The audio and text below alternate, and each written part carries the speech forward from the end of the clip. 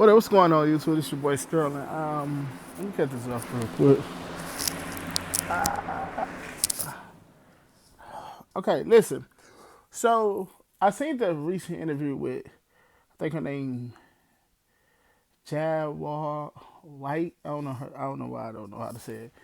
But you know the girl that was on Jay Z MTV Unplugged, and she's worked with the Roots, and she had her own solo career that didn't work out well.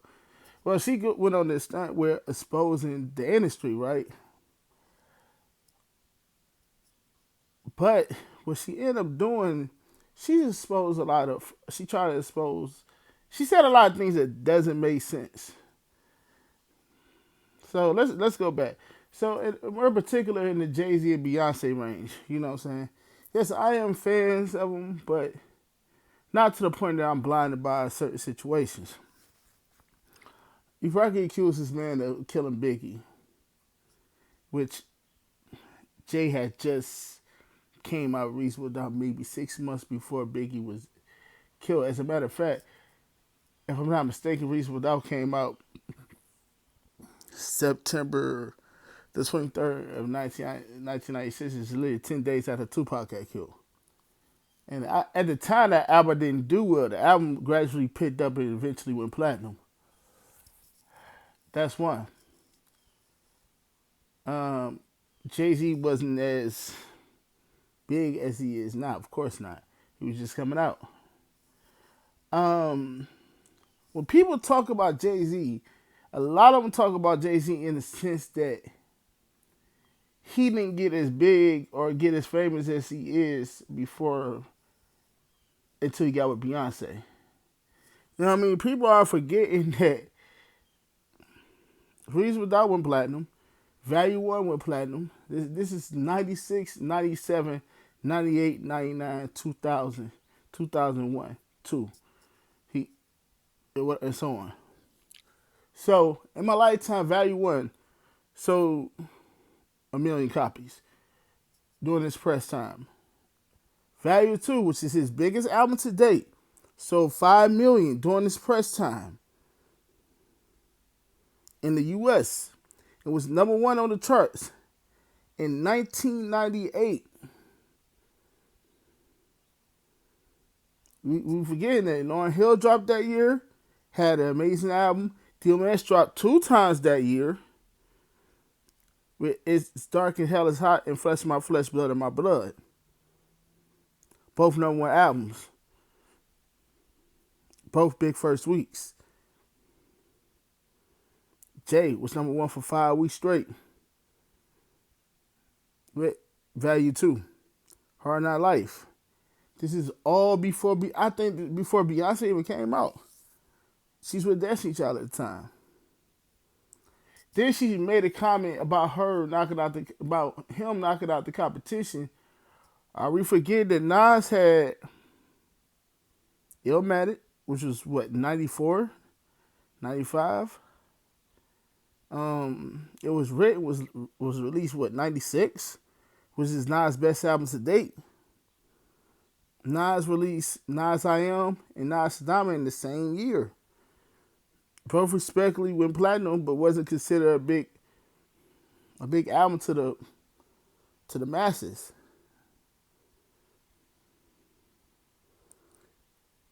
Then she said Nas had a nervous breakdown. No, Nas lost his mother. He didn't have a nervous breakdown. See, I can say this because all this stuff is public record.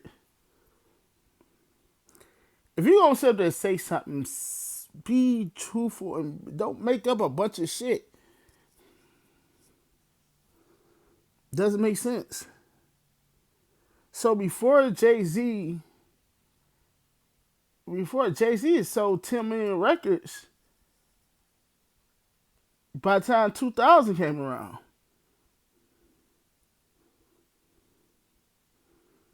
don't make sense, does it? So why are we putting out this narrative that he had to knock off Biggie, he had to do this, that, and Jay wasn't the only hottest rapper at the time? Rockefeller already had a distribution deal with Def Jam. That doesn't make sense. They was already at Def Jam. I'm sorry. When they got with when Reasonable Doubt was released on Priority. The first album was. Then they got with Def Jam. So they was already with Def Jam Records.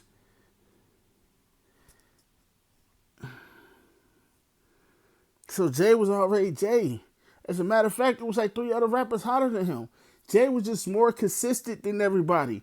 You had M, who dropped the Slim Shady LP, I want to say 98. So 5 million. Then the Marshall Mathers LP follow up. Believe it's the biggest hip hop selling album to date. Because Eminem is the biggest hip hop selling artist ever still. X was doing his thing. Jai was doing his thing. So, okay. I'm not going to make this video super long.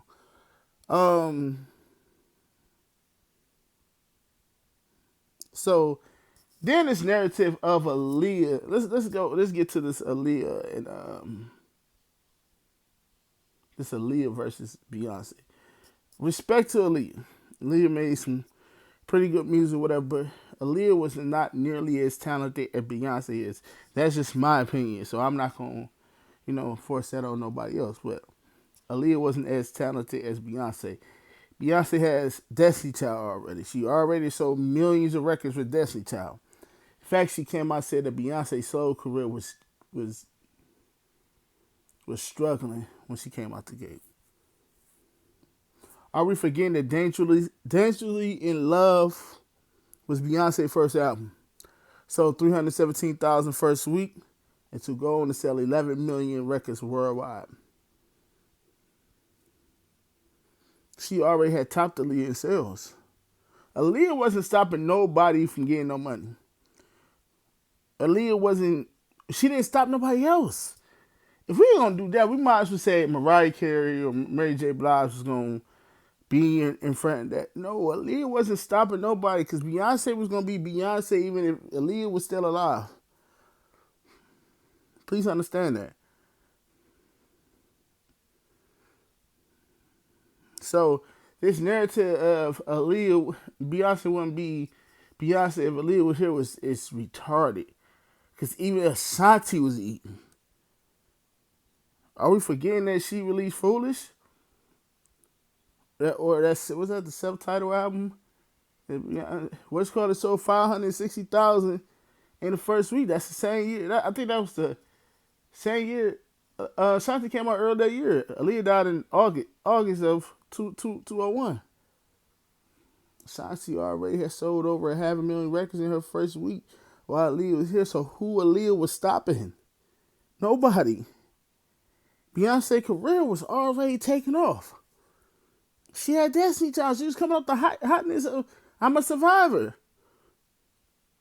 Just because a single doesn't do well or you feel like it didn't do well doesn't mean that she had a struggling career. Dangerously in Love sold 11 million records worldwide during this press time. So if you're going to release and say things, come with facts. Just don't say shit.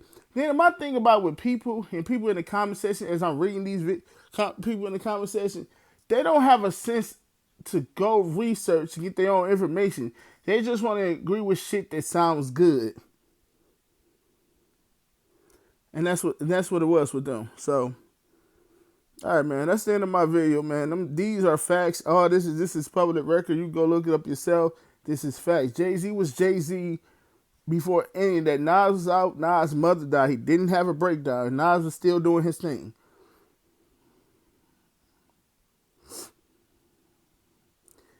You should know that because you was out there. But instead, you're gonna make shit up and put it out there in the universe. And you got dumb people that's in the comment section that listen to these videos and they don't do their own research. Yes, R. Kelly, Jay-Z shied away from the first Best of Both Worlds album. Y'all gotta remember they had 2 albums out together. The Best of Both Worlds and Unfinished Business with Jay-Z and R. Kelly. Second album came around.